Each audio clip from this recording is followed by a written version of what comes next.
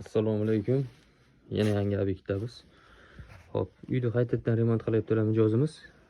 Kotelni xonamizdan mana shirankalarni olib kelganmiz. Izolyatsiyalarini kiygizib, to'plab oldi.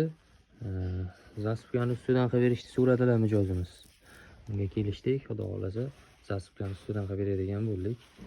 Hop, mana turbalarini to'shab qo'yganmiz.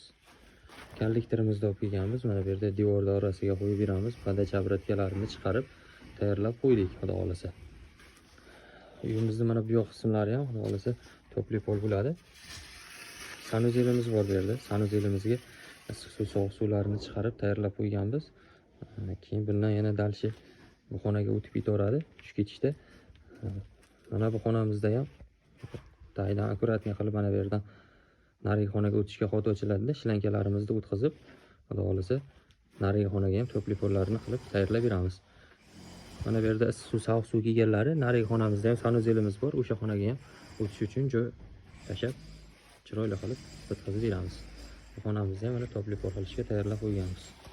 Kuzatishda davom etinglar. Xudo xolasa jarayonni qo'yib borishga harakat qilamiz.